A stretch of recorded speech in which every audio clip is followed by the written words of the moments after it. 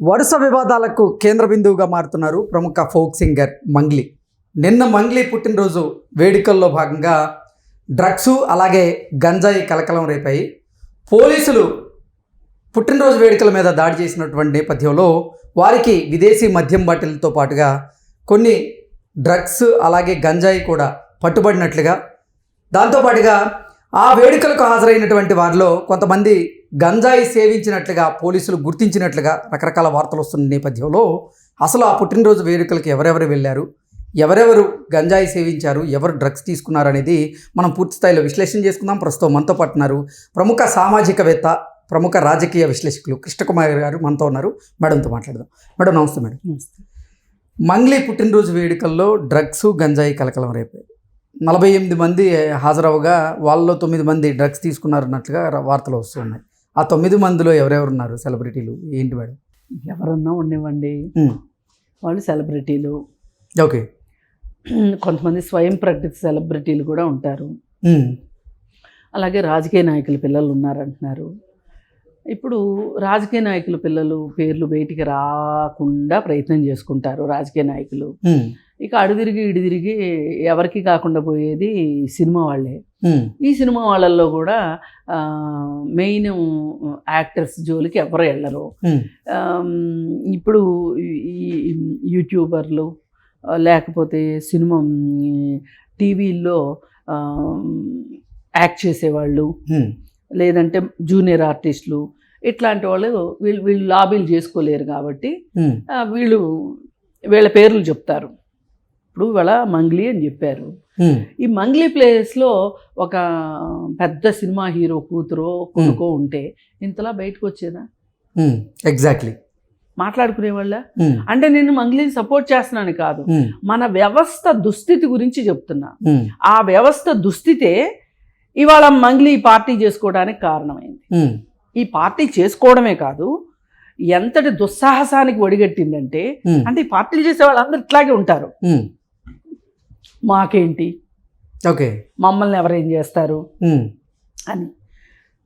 ఆ పార్టీకి పర్మిషన్ లేదు, సంబంధిత పోలీస్ స్టేషన్లో పర్మిషన్ పెట్టుకోలే, డీజేకి పర్మిషన్ లేదు, విదేశీ మద్యానికి పర్మిషన్ లేదు. అంటే మోతాదుని మించి విదేశీ మద్యం అక్కడ వాడారు, పట్టుబడింది. గంజాయి దొరికింది, డ్రగ్స్ దొరికాయో లేదో తెలీదు. మరి ఎందుకు ఇవన్నీ ఎందుకు చేయగలిగింది? ఏంటి రీజను అంటే, నేను ఏమైనా చేయగలను అంటే, ఇలా ఏమైనా చేయగలను అనేవాళ్ళు చాలామందిని చూసింది ఆ అమ్మాయి. చూసింది కాబట్టి నేను వాళ్ళందరికీ ఉన్న లైసెన్స్ నాకు ఉండొద్దా? పైగా నేనేంటి సద్గురు దగ్గర డాన్సులు వేసిన దాన్ని, శివరాత్రి డాన్సులు వేసిన దాన్ని, అక్కడ కూడా కొంచెం పుచ్చుకునేసిన ఆశ్చర్యపోవక్కర్లా. ఇప్పుడు కంగనా రనౌత్, కొంతమంది అక్కడ డాన్సులు వేసిన వాళ్ళని చూసాం మనం. వాళ్ళు వేసుకున్న బట్టలు వేసుకున్న విధానం కావచ్చు, వాళ్ళు వేసిన డాన్స్ వేసిన విధానం కావచ్చు, దేవుడి దగ్గర డాన్స్ వేసినట్లుందా అది? అంతే. వీళ్ళకి ఏదో ఒక ఈవెంట్ కావాలి, అవధుల్లేని ఆనందాన్ని అనుభవించటానికి. అసలు జీవితం ఉన్నదే అనుభవించటానికి. ఈ అనుభవించే ప్రాసెస్లో ఎవరన్నా అడ్డొస్తే వాళ్ళు మహాశత్రువుల కింద లెక్క. ఇప్పుడు పోలీసుడు ఏం మాట్లాడుతుంది? ఎగ్జాక్ట్లీ. అంటే అసలు పోలీసులు అక్కడ రైడ్ చేసేటువంటి క్రమంలో భాగంగా అసలు ఈవిడ నిలువరించేందుకు వాళ్ళతో వాగ్వివాదానికి దిగినట్లుగా, వాళ్ళని అసభ్యకరమైనటువంటి పదజాలంతో దూషించినట్లుగా వస్తున్నాయి. అసలు వీడియోలే వచ్చేసినాయి కదా. ఇప్పుడు ఇవి నేను అన్నాను, నేను అనలేదు అని అనక్కర్లా. ఇదేం గాలి వార్త కాదు, ఇది నిజం వార్తే. అంటే వీళ్ళకి ఆ అంతరాయాన్ని తట్టుకోలేకపోతున్నారు వీళ్ళు. ఈ ఆనందం మోతాదు వాళ్ళకి ఇంకొంచెం డీజే సౌండ్ లాగా పెంచుకోవాలనిపిస్తుంది. దానికి తోడు ఇవన్నీ, ఈ మద్యపానము, విదేశీ మద్యము. మరి విదేశీ మద్యం ఎందుకు వద్దంటారు అని అంటే, ట్యాక్స్ కట్టి రావాలి కాబట్టి. ఇవన్నిటి గురించి మాట్లాడే హక్కు పోలీసుకు ఉంటుంది. రేపు కంప్లైంట్లో కావచ్చు, ఎఫ్ఐఆర్లో కావచ్చు, ఛార్జ్షీట్లో కావచ్చు, ఇవన్నీ నమోదవుతాయి. ఏమి నమోదవకుండా ఏముండవు. కాకపోతే మన దురదృష్టం, మన న్యాయ వ్యవస్థ లాగి ఎన్ని సంవత్సరాలు చేస్తుందో తెలియదు కాబట్టి ఎవరికి వాళ్ళు ఇప్పుడు ఇవాళ మాట్లాడుకుంటున్నాం, రేపు మాట్లాడుకోము, ఎల్లుండి అసలే మాట్లాడుకోము, మర్చిపోతాం, అయిపోతుంది. ఒక్క 2 రోజుల భాగ్యానికి మన ఆనందాన్ని మనం ఎందుకు ఆపుకోవాలి అనుకుంటున్నారు వీళ్ళు. ఇప్పుడు పైగా ఇంకోటి ఏం జరిగింది అంటే, ఇంతకు ముందు గంజాయి తీసుకుంటే వాళ్ళు బాధితులు, ఇప్పుడు నేరస్తులు. ఈ మధ్యలో సన్నటి గీత ఉంది. ఈ గీత చాలా మందికి తెలియదు. రూల్స్ మారిన విషయం కూడా తెలియట్లేదు. ఇప్పుడు ప్రభుత్వాలకు ఆ బుద్ధి జ్ఞానం కూడా లేదు. మీరు రూల్ మార్చారు, తప్పులేదు, మంచి పనే చేశారు అనుకుందాం. దాని మీద అవగాహన ఏది, ప్రచారం ఏది? మరి మీరు ఎంత అంటే ఎందుకు చేశారంటే ఈ పని, వీళ్ళు వాడకందారులుగా అంటే వినియోగదారులుగా ఉండి బాధితులుగా ఉండి వీళ్ళు ఆ ముసుగులో పెడ్లర్స్గా వ్యవహరిస్తున్నారు అనేది ప్రభుత్వం యొక్క ఉద్దేశం. ఇది కరెక్టే. ఓకే, ఇది కరెక్టే. ఈ మార్పు చేయడం కూడా కరెక్టే. కానీ అసలు మీరు ఇన్ని కట్టుదిట్టమైన చర్యలు తీసుకుంటే ఇంత గంజాయి ఎట్లా వస్తుంది, ఇన్ని డ్రగ్స్ ఎట్లా వస్తుంది? ఎగ్జాక్ట్లీ. అంటే తెలంగాణ ప్రభుత్వం మేము మాదక ద్రవ్యాల మీద ఉక్కుపాదం అన్నారు. ఏమీ లేదు, ఉక్కుపాదం లేదు, ఏమీ లేదు. ఓకే, అన్ని కాగితం మీద మాటలు, మైక్లో కబుర్లు. లేకపోతే ఇటువంటి ఘటనలే మళ్ళీ ఎందుకు జరుగుతాయి? ఇప్పుడు వీళ్ళు గతంలో చూసుకున్నట్లయితే సేమ్ మెహబూబ్ పుట్టినరోజు వేడుకల్లో కూడా విదేశీ మద్యం అలాగే గంజాయి డ్రగ్స్ కూడా కలకలం రేపినట్టుగా కొన్ని వార్తలు వచ్చాయి. వాళ్ళని కూడా పోలీసులు కొంతమందిని అరెస్ట్ చేసి విచారణకు తీసుకెళ్లారు, అది చూసాం. ఇప్పుడు మళ్ళీ మంగ్లీకి సంబంధించినటువంటి ఇప్పుడు రాడిసన్ పబ్బు డ్రగ్స్ ఏమైంది ఆ కేసు? అంటే అప్పుడప్పుడు ప్రభుత్వం మేము ఉన్నాము అనిపించుకోవటానికి చేస్తారా, ఏం చేస్తారనేది అర్థం కావట్లా. అసలు ఇవన్నీ కూడా కాదండి. అసలు ప్రభుత్వం వైపు నుంచి దీనికి సంబంధించి ఈ కట్టడి కోసం ఇది డ్రగ్స్ కావచ్చు, గంజాయి కావచ్చు, మహమ్మారులు అని చెప్తున్నారు వీరు. దీని వెనక చాలా పెద్ద మాఫియా నడుస్తుందని చెప్తున్నారు, స్మగ్లింగ్ జరుగుతుందని చెప్తున్నారు, చికెట్ వ్యాపారం జరుగుతుందని చెప్తున్నారు. ఇన్ని కరెక్టే. దీనికోసం మీరు ఏం చేస్తున్నారు?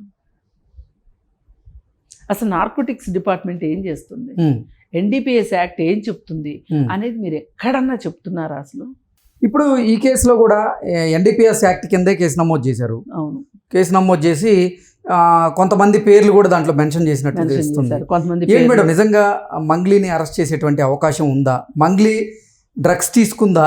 అసలు ఏం జరిగింది ఈ ఘటనలో? అంటే మనం చెప్పలేమండి. నేనైతే ఊహాగానాలు అసలు చెప్పను. ఇప్పుడు నాకున్న సమాచారం ప్రకారం, వచ్చిన వార్తల ప్రకారం ఆమె పర్మిషన్ తీసుకోకుండా బర్త్డే పార్టీ నిర్వహించింది. ఒకటి. రెండోది డీజేకి పర్మిషన్ లేదు. మూడోది విదేశీ మద్యం ఉంది, ఇవి దొరికాయి, గంజాయి దొరికినాయి. మరి ఇవి చాలు. ఇప్పుడు పార్టీకి పిలిచింది ఆవిడ, పార్టీ చేసుకుంది ఆవిడ, కాబట్టి ఆవిడ ఆన్సర్బులే దీనికి. పై ఇదంతా సరిపోనట్టు త్రిపుర రిసార్ట్స్ మీద కూడా కేసు బుక్ అయింది. అంటే వాళ్ళ మీద కూడా బుక్ అవుతుంది. ఎందుకంటే ప్లేస్ ఆఫ్ ఇది చాలా ఇంపార్టెన్స్. అందుకోసం అని చెప్పి ప్లేస్ యాక్ట్ అది కదా, అందుకని ఏంటంటే ప్లేస్ను కూడా ఇంపార్టెంట్ కాబట్టి దాని స్థల యజమాని ఎవరు అని చూస్తారు. అందుకని అది వాళ్ళకు కూడా పడింది. ఇప్పుడు మంగ్లీ మీద ఇప్పుడు ఇవన్నీ విదేశీ మద్యం కావచ్చు, పర్మిషన్ తీసుకోకపోవటం కావచ్చు. అసలు ఎవరేమైనా ఏమని అడుగుతారంటే చేసేదే ఏదో పోయినప్పుడు దానికి పర్మిషన్ ఎందుకు అంటారు. కానీ ఇక్కడ తాగి ఊగటానికి సిద్ధమైన వ్యక్తులు ఒక 50 మంది గుమ్ముగూడారు అనుకుందాం. పార్టీలన్నీ సజావుగా జరుగుతాయి అనుకోవటానికి వీల్లేదు. అందులోనే తగాదాలు రావచ్చు, అక్కడే ఒక హత్య జరగవచ్చు, లేదా దొమ్మినో దెబ్బలాట్లో జరగవచ్చు. అందుకోసం పోలీస్కి మనం ఇక్కడ పార్టీ జరుగుతుంది అంటే వాళ్ళు ఎంత డిస్టెన్స్లో ఉన్నారు, ఎంతసేపట్లో వెళ్ళగలుగుతాము, ఆ లాజిస్టిక్స్ అలాగే మ్యాన్ పవర్ని రెడీగా పెట్టుకుంటారు వాళ్ళు. ఇప్పుడు ప్రభుత్వం పోలీస్ డిపార్ట్మెంట్ పని ఏంటి? Law and order. ఇప్పుడు ఆ ఏరియాలో లా అండ్ ఆర్డర్ ప్రాబ్లం వచ్చిందనుకోండి, ఇప్పుడు వీళ్ళు డీజే సౌండ్ విపరీతంగా పెడుతున్నారు. పెట్టినప్పుడు ఆ చుట్టుపక్కల వాళ్ళకి ఎవరికో ఇబ్బంది అయ్యింది, వాళ్ళు వచ్చి వీళ్ళని అడిగారు, వీళ్ళు కొట్టారు అనుకోండి, లా అండ్ ఆర్డర్ ఇష్యూనేగా. దానికి పోలీసు ఉండాలి కదా రెడీగా. ఇప్పుడు సిమిలర్ అది బెంగళూరులో హేమ డ్రగ్స్ కేసు కూడా సేమ్ సిమిలర్. పర్మిషన్ లేదు దానికి కూడా, అవును, డీజేకి పర్మిషన్ లేదు. అంటే పర్మిషన్ ఉంటే డీజేకి కూడా తీసుకుంటారు, అది వేరే విషయం. వట్టి డీజేకి తీసుకోరు కదా, అసలంటూ బేసిక్ పర్మిషన్ ఉంటే డీజేకి కూడా తీసుకుంటారు, మద్యానికి తీసుకుంటారు. కానీ విదేశీ మద్యానికి పర్మిషన్ ఇవ్వరు. కానీ అసలు విదేశీ మద్యం వాడకూడదు. ఇప్పుడు ఆల్కహాలిక్ పార్టీయా నాన్ ఆల్కహాలిక్ పార్టీయా అని అడుగుతారు వాళ్ళు. ఎందుకు అంటే దానికి తగ్గట్లు బందోబస్తు చేయటం కోసం. మరి ఇన్ని ఉన్నప్పుడు, ఇన్ని నిబంధనలు ఉల్లంఘించినప్పుడు మరి మంగ్లీ మీద కేసు అవ్వకుండా ఎలా ఉంటది? ఆవిడ తీసుకుందా లేదా అనేది నేనైతే చెప్పను. కేసు అయింది కదా, మరి అరెస్ట్ చేసేటువంటి అవకాశం ఉందంటారు? మరి అదే చూద్దాం. ఇప్పుడు అరెస్ట్ అంటే ఎట్లా ఉంటదంటే 7 సంవత్సరాల లోపు శిక్ష పడే వాటికైతే అరెస్ట్ చేయరు, స్టేషన్ బెయిల్ ఇచ్చేసేస్తారు. 7 సంవత్సరాలు పైబడి శిక్ష పడే విషయం అయితే గనక వాళ్ళ దగ్గర ఉన్న పరిమాణాన్ని బట్టి అరెస్ట్ చేస్తారు. ఇప్పుడు మోతాదు ఎంత ఉంది అనేది ఇక్కడ ఇంపార్టెంట్. ఎంత లభ్యమైంది వీళ్ళ దగ్గర, డ్రగ్స్ కావచ్చు, గంజాయి కావచ్చు, ఈ విదేశీ మద్యం కావచ్చు, ఎంత లభ్యమైంది అనేది ఇక్కడ పాయింట్. అంటే పేపర్ల మీద అద్భుతంగా ఉంటాయండి మేడం రూల్స్ రెగ్యులేషన్స్, ఆచరణలోకి వచ్చేసరికి ఏమీ ఉండదు. ఇదే చాలా ప్రాబ్లం అవుతుంది. ఈ లూప్ హోల్స్ ని అడ్డం పెట్టుకుని ఇలాంటి వాళ్ళందరూ ఆడుతున్నారు. అంటే పోలీసుల్ని నిలువరించేటువంటి ప్రయత్నం చేసినందుకు ఇంకో సెక్షన్ కింద కూడా తన మీద కేసు నమోదయ్యేటువంటి అవకాశం ఉందన్నట్లుగా కొన్ని వాదనలు వస్తున్నాయి. అవును, మరి వాళ్ళ డ్యూటీకి భంగం కలిగించే, విధి నిర్వహణకి భంగం కలిగిస్తే కూడా ఉంది. ఏది ఏమైనా ఇవాళ మంగ్లీ గురించి మనం మాట్లాడుకుంటున్నాం. మంగ్లీ ఇవాళ ఈ పరిస్థితిలో ఉంది అంటే నిన్నటి వరకు ఆమె ఒక సెలబ్రిటీ. ఆ సెలబ్రిటీ స్థాయికి రావడానికి ఎంత కఠోర శ్రమ చేసి ఉంటుంది. ఎగ్జాక్ట్లీ. ఇప్పుడు ఎవరివైనా ఇంతంత కఠోర శ్రమలు చేసి ఒక స్థాయికి వచ్చిన తర్వాత ఆ స్థాయికి తగ్గ పనులు చేయాలి తప్పితే స్థాయిని దించుకునే పనులు చేయకూడదు. అసలు గంజాయి మీద ఇంత పట్టుదల ఎందుకుంది ప్రభుత్వానికి అని కూడా ఆలోచిస్తే అది కూడా సమంజసమే ఒక రకంగా. ఎందుకంటారా, ఇప్పుడు ఈ గంజాయి తీసుకున్న తర్వాత వాళ్ళు చాలా నేరాలు చేయడానికి అది ఉపయోగపడుతుంది, ఆ మానసిక స్థితి.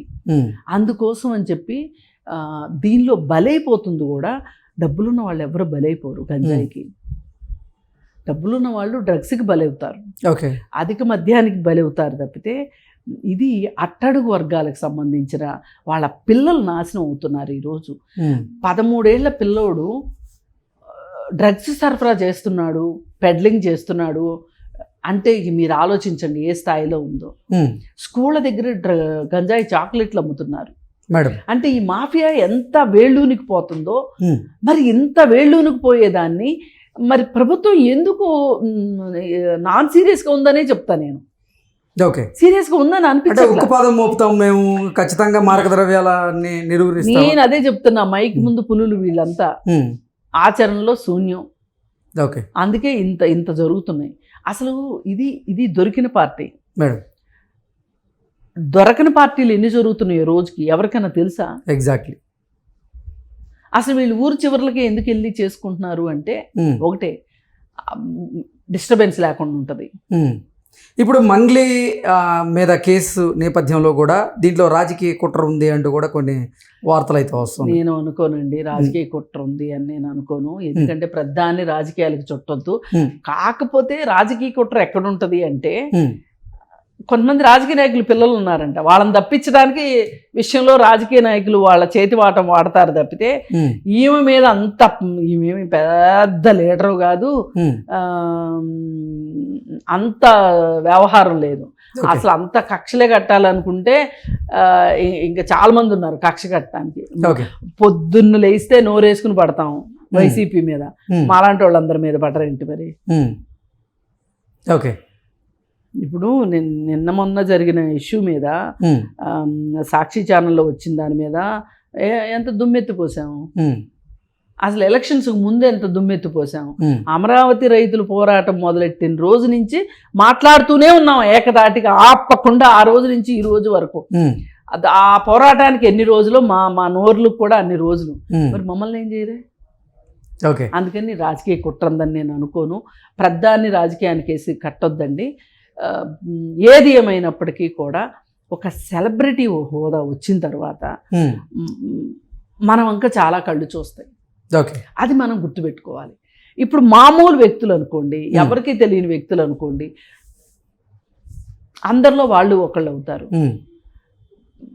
ఎక్కడన్నా రాజకీయ నాయకులు ఏదన్నా చేసినా, సినిమా యాక్టర్లు ఏమన్నా చేసినా, లేదు సొసైటీలో కాస్త ప్రముఖంగా ఉన్న వాళ్ళు ఉన్నా, ఇన్ఫ్లుయెన్సర్లని పేరేయించుకున్న వాళ్ళు ఉన్నా, వాళ్ళపైన ఎందుకు దృష్టి ఉంటుంది అంటే వీళ్ళ మీద ఎక్కువ సామాజిక బాధ్యత ఉంటుంది. ఓకే. వీళ్ళు మరింత బాధ్యతగా ఉండాలి. ప్రతి వ్యక్తి బాధ్యతగా ఉండాలి, వీళ్ళు మరింత బాధ్యతగా ఉండాలి. ఓకే.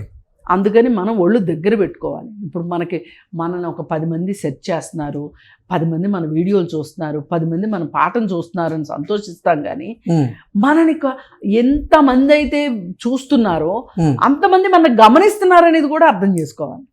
అందుకని ఒళ్ళు దగ్గర పెట్టుకోవాలి.